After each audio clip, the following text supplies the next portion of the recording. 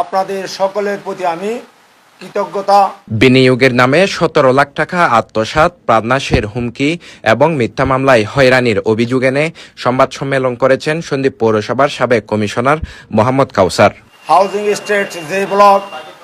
বুধবার সকাল 10টায় চট্টগ্রাম সিএমইউজে সংবাদ সম্মেলনে তিনি অভিযোগ করেন এসএম শহীদুল্লাহ ফাবেল লাভজনক বিনিয়োগের প্রলোভন দেখিয়ে তার কাছ থেকে ১৭ লাখ টাকা গ্রহণ করেন। পরবর্তীতে প্রতিশ্রুতি অনুযায়ী অর্থ ফেরত না দিয়ে বিভিন্নভাবে সময়ক্ষেপণ করেন।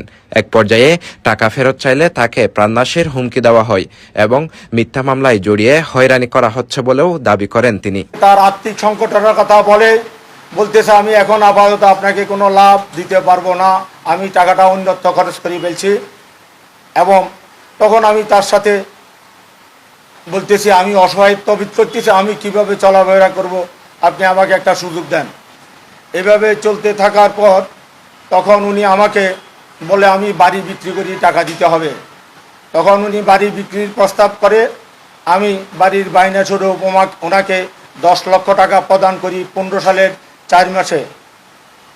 টাকা নেয়ার পর উনি আমাকে যথারীতি ডকুমেন্ট দেওয়ার কথা, এই বাড়ির বাইনার ডকুমেন্ট না দিয়ে উনি আমাকে ডকুমেন্ট দিতেছে আওয়ামী সন্ত্রাসী ক্যাডার, সেই সন্ত্রাসী বাহিনী জনি গ্রুপ দিয়ে আমাকে উঠাই নিয়ে বিডিআর মাঠে আমাকে শপথ করায় আমি যাতে তার এই কথা কাউকে না বলি এবং আমার কোনো ডকুমেন্ট না চাই। আমি তখন তার কথায় সম্মত হই এবং ব্যক্তিগতভাবে তাকে রিকোয়েস্ট করি বারবার যে ভাই আমি অসহায়ত্ব আছি, আমাকে আমার টাকাটা দেন। আমি কয়েকবার তার মায়ের পায়ে ধরেছি, আপনার ছেলেকে বলেন আমার টাকাটা দেওয়ার জন্য। বক্তব্যে মোহাম্মদ কাউসার আরও অভিযোগ করেন তৎকালীন দলীয় ফ্যাসিস্ট সরকারের প্রভাব খাটিয়ে তার উপর বিভিন্ন ধরনের চাপ সৃষ্টি করা হয়।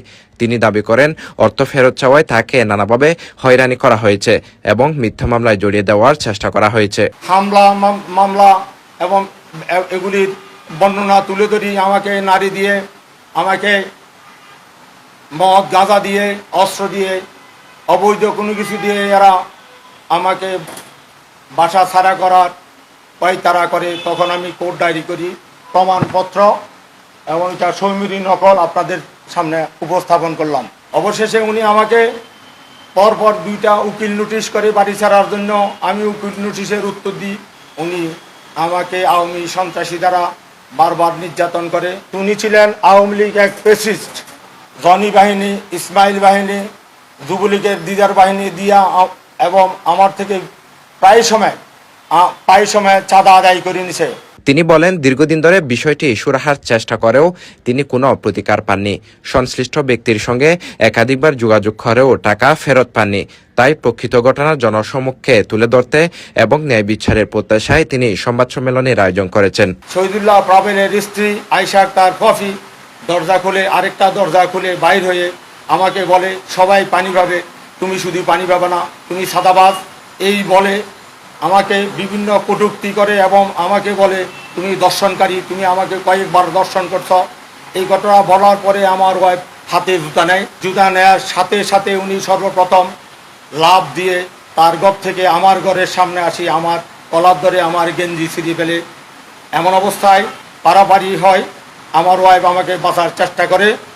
তখন আর ওয়াইফকে সেই গলা চিপি ধরে এবং আমার ওয়াইফের একটা 10 আনা ওজনের চেন ছিল, এই চেনের 3 ভাগের 2 অংশ ছিনিয়ে নেয়। সংবাদ সম্মেলনে তিনি সংশ্লিষ্ট প্রশাসন ও আইন শৃঙ্খলা বাহিনীর প্রতি অভিযোগগুলোর সুষ্ঠু তদন্ত করে প্রয়োজনীয় আইনগত ব্যবস্থা গ্রহণের দাবি জানান। আমার লাস্ট দাবি হচ্ছে আপনাদের মাধ্যমে দেশবাসীকে, আইন প্রয়োগকারী সংস্থাকে বলবো যে যেখান থেকে পারেন বসি আমার টাকাটা উদ্ধার করে আমাকে এই আযাব থেকে, এই দুর্যোগ থেকে আমাকে উদ্ধার করার জন্য দেশবাসীর কাছে আহ্বান চাই।